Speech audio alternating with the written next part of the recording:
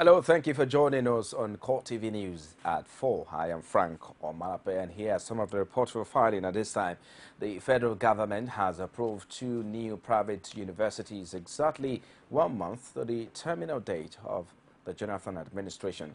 This was one of the decisions made at the weekly Federal Executive Council meeting presided over by President Goodluck Jonathan. One of the new universities is Edwin Clark University, which belongs to Ijaw leader and elder statesman Edwin Clark. The second university is Hezekiah University, located in Umudi in Imo State. We'll bring you more details in our subsequent bulletins. And now the President-elect Muhammadu Buhari on Wednesday inaugurated a 19-member transition committee to enhance a smooth transition from the outgoing administration to his incoming administration. He also gave the committee, headed by Ahmed Joda, a 2-week deadline to complete a task. The committee is expected to relate with a similar one set up by the outgoing administration. The President-elect described the talks before the committee as fact-finding while urging members to avoid witch hunts. He noted that he expects them to assess the information provided by the Jonathan administration with a view to advising him appropriately on its quality and accuracy. Committee Chairman Ahmed Joda assured the President-elect that the committee will strictly adhere to a term of reference in discharging their responsibilities.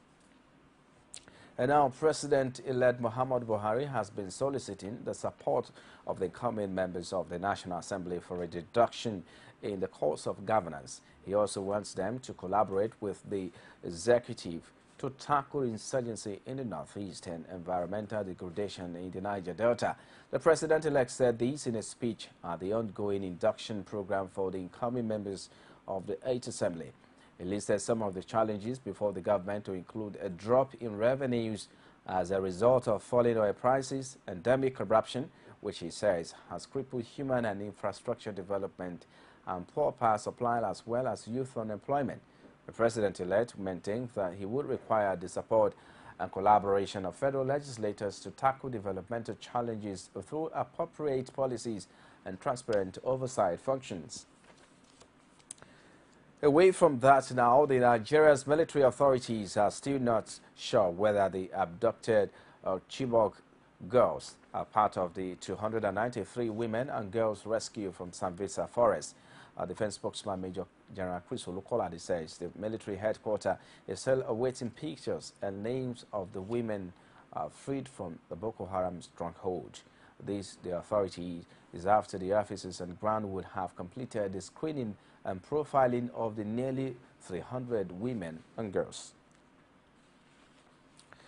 And now the Nigerian military has disclosed the rescue of 200 girls and 93 women from Sambisa Forest, stronghold of the Boko Haram set in Borno State. Chris Olukolade, Director of Defense Information, says he could not confirm the identity of the 3 victims and their origin, and he could not state if any of them was from Chibok until thorough screening and proper investigation had been completed. At least 21 people were killed by suspected members of the dreaded Boko Haram in Manguba community and other surrounding villages of Benin Sheikh, the headquarters of Kaga local government area, Borno State.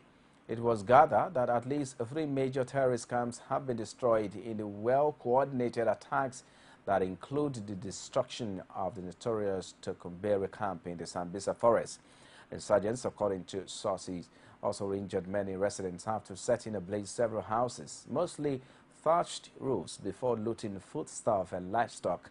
Benin Sheikh is northwest and about 76 kilometers drive from Maiduguri, the state capital. It is located on the fringes of Sambisa Forest along Maiduguri-Damaturu-Kano Road, which have witnessed a series of deadly attacks by insurgents.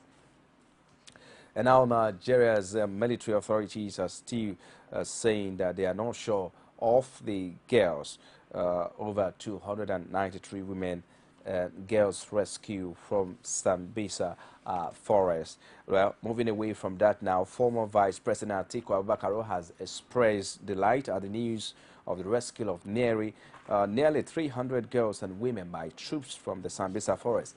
The former vice president said in a statement by his media office in Abuja, it was unacceptable that hundreds of women, girls and boys have been abducted by the Boko Haram group over the last couple of months. He noted that while Nigerians rejoice at the news of the rescue, they should continue to encourage the military to be steadfast in the operation until all abducted persons are freed. Atiku Abubakar also expressed his support for Nigeria's military forces in its ongoing mission to end insurgency in northeast Nigeria. Meanwhile, the former vice president, Atiku Abubakar, says 21 out of 57 of the schoolgirls originally abducted from Chibok in Borno State are now on scholarship at the American University in Nigeria, Yola. He said he is on the sidelines of the Kaduna International Trade Fair. The former vice president, Atiku Abubakar, explained that a foreign donor is speaking the views of the girls to the tune of $3 million. Deliberate efforts to see if we secure some of those of them who escaped. There were about 50-something of them who escaped. And out of the 50-something, we traveled to Chibok and got 21 of the girls and brought them to Yola. And we decided to establish a scholarship to educate them.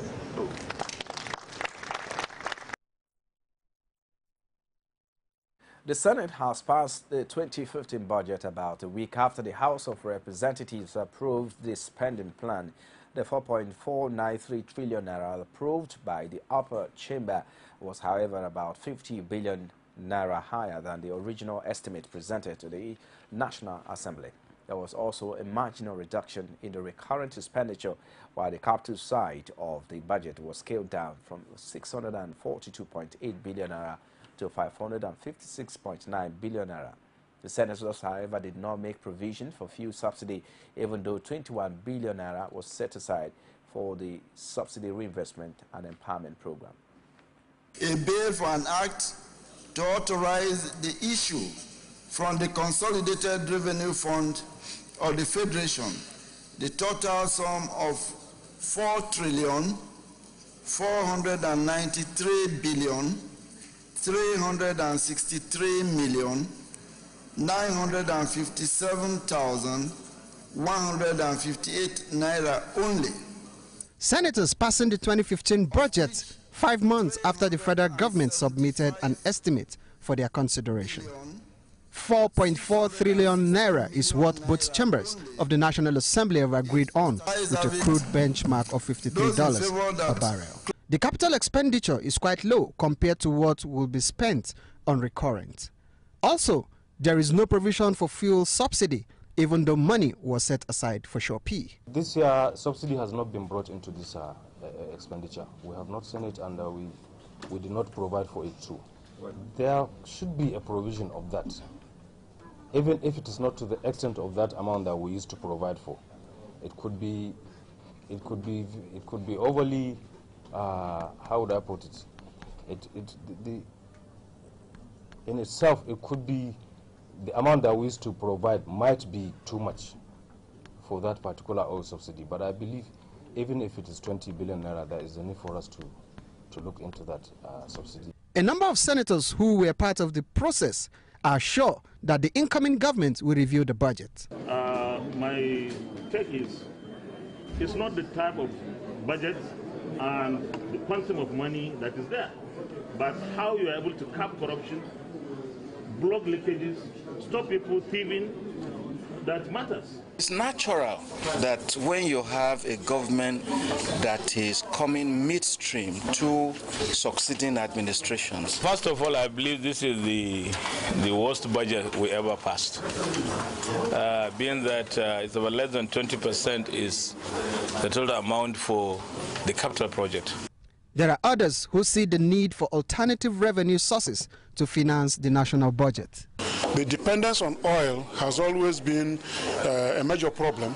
It has been identified, but I think that this is the time to take very pragmatic steps to diversify the economy. a new government is coming into place. I believe that this is one of the agenda that Nigerians are living at their doorstep, and we hope that they rise up to the challenge. They have to come up with a strategy on how to surmount the challenge. Is quite unrealistic. We have recurrent expenditure of 2.6 trillion, and we have a capital expenditure of 500. It's appalling. I mean, I just refuse to do the calculation. The ratio is not like anything we've had before. For now, federal lawmakers have completed the task of passing the national budget, but it remains to be seen whether the incoming administration will be favorably disposed to this expenditure plan. The Indonesian government has executed 8 convicted drug smugglers, including 4 Nigerians, by a firing squad, despite international plea for clemency. The men had tried to smuggle heroin into the country. The 4 Nigerians had originally been sentenced between 1999 and 2004 for different drug-related offenses. They were Martin Adensin, who was found guilty of possessing 50 grams of heroin. The 50-year-old had traveled to Indonesia on a false passport and was reportedly shot in the leg during his arrest. Rahim Agbaji Salami, 50, was arrested in Surabaya with 5.5 kilograms of heroin and was initially handed a life sentence.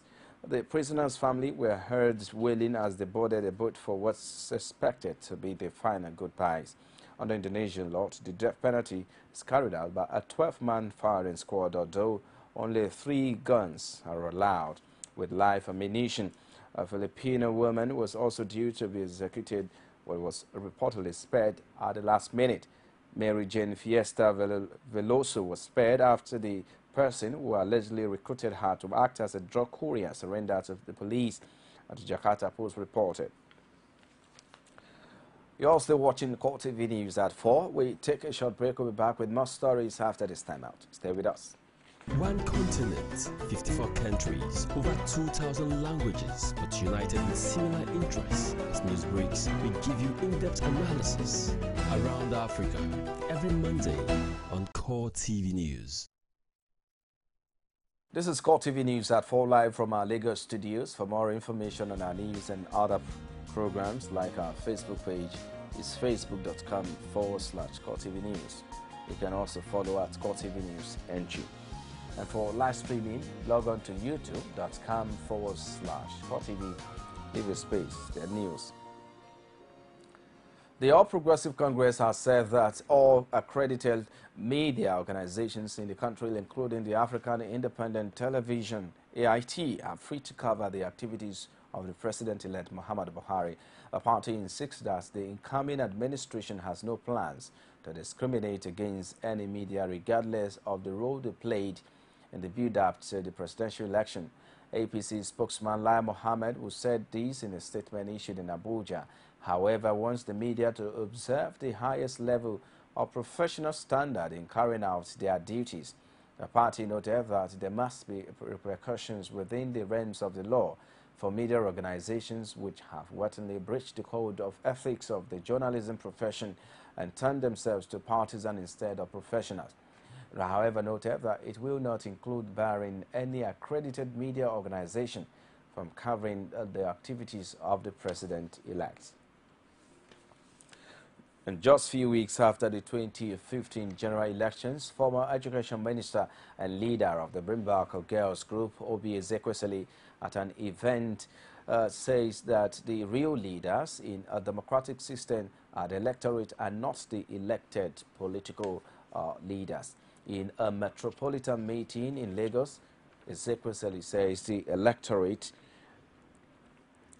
electorate are the contributor to democracy but never benefit from the system. She also derided the abuse of the office term as it's seen as an avenue for enjoyment by political office holders and not to offer the necessary services to the already impoverished masses. Through a quote by former American President Franklin Roosevelt, she enumerated the essence of the office of the system. Over us. The ultimate rulers of our democracy are not a president and senators and congressmen and government officials, but the voters of this country. The Kwara State Governor Abdul Fattah Ahmed insists that the existing peaceful relationship between the executive and legislative arms will enhance the socio-economic growth of the state. This is coming as Abdul Fattah says his renewed term will usher in a new system to generate internal revenue for financial independence of the state. Our correspondent Rashid completes the report. With the Speaker of the Kwara State Assembly, Razak Atunwa, leaving for the National Assembly, the State Assembly delegation led by the Deputy Speaker, Ghana Isa, paid a courtesy visit to the State Governor, appraising the smooth working relationship between the Executive and the House of Assembly so far. And in spite of all the problems, financial problems, you still found time, and you still found it necessary to still do projects that people-oriented projects, in spite of the so-called federal might, deliver the state first to federal government, to General Buhari. In his response, Governor Ahmed pointed out that the success of Kwara State in the last 4 years is possible due to the diligence of the Assembly in the discharge of its legislative duties. Our incursion into driving the second term was largely contributed to by members of the House of Assembly.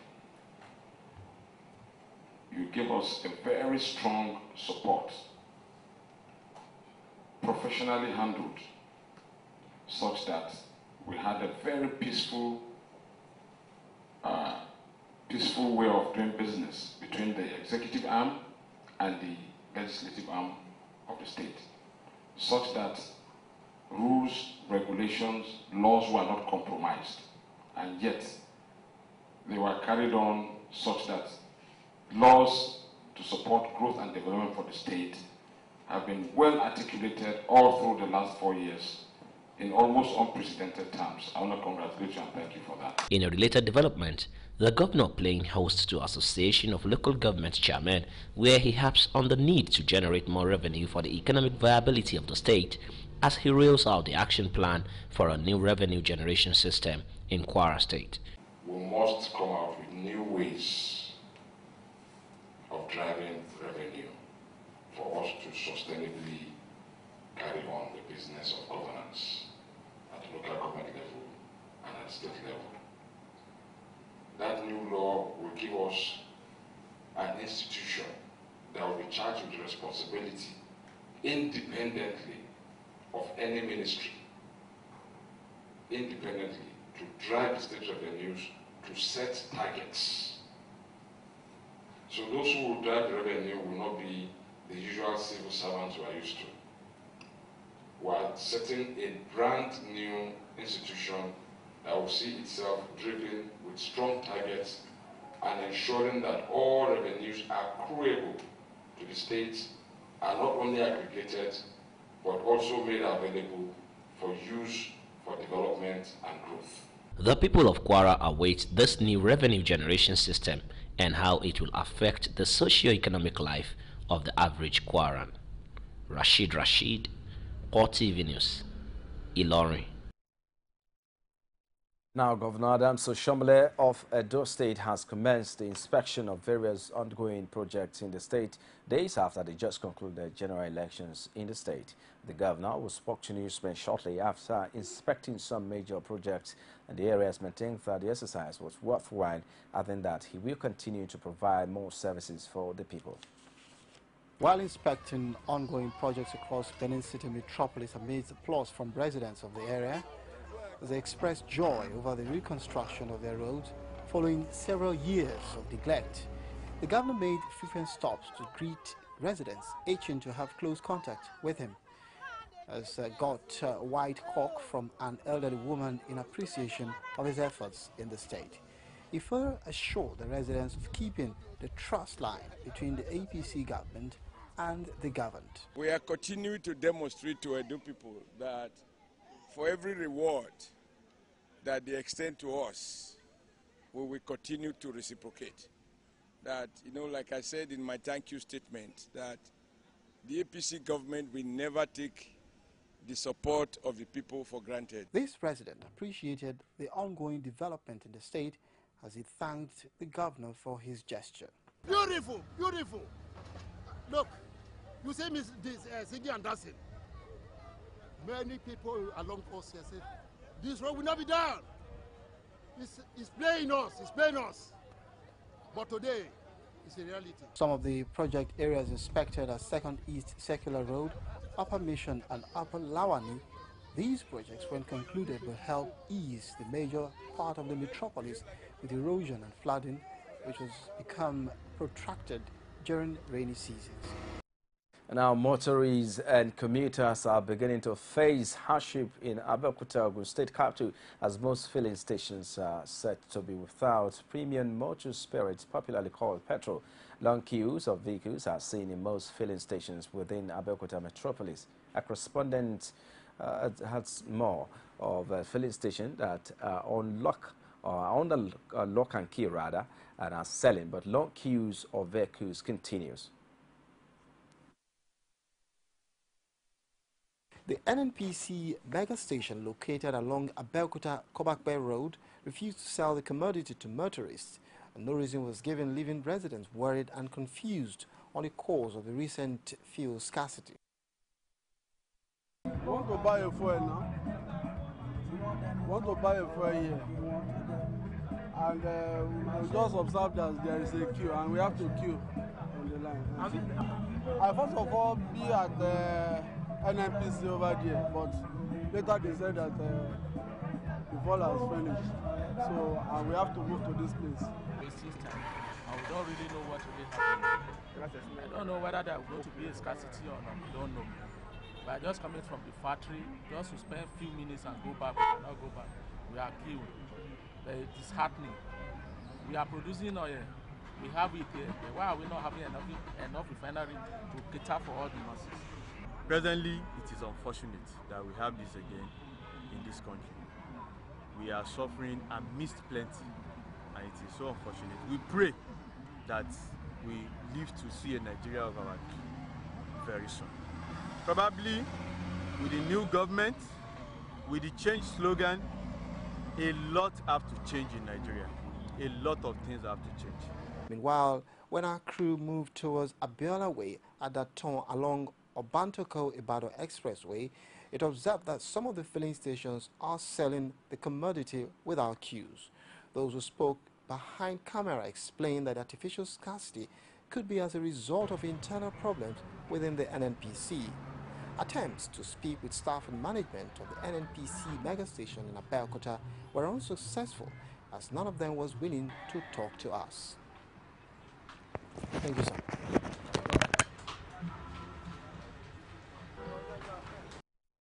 And outside Nigeria now, the U.S. has announced fresh aid of $9 million for quake-hit Nepal as a launch relief and rescue mission in the Himalayan nation, sending a disaster response team along with rescue dogs to search for survivors. This is in addition to $1 million already provided to the quake victims in Nepal on Saturday. The funding will be used to address immediate life-saving priorities, including search and rescue efforts, the provision of emergency shelter, clean water, sanitation, among others. The U.S. Defense Secretary Ashton Carter also said 2 C-17s of the U.S. Air Force were dispatched to Nepal with USAID support. The U.S. is sending a nearly 130-person disaster assistance response team to conduct assessment, coordinate the humanitarian response, and provide search and rescue capabilities. Well, then that's it at 4. Many thanks for watching. I am Frank Omalape. I'll see you again.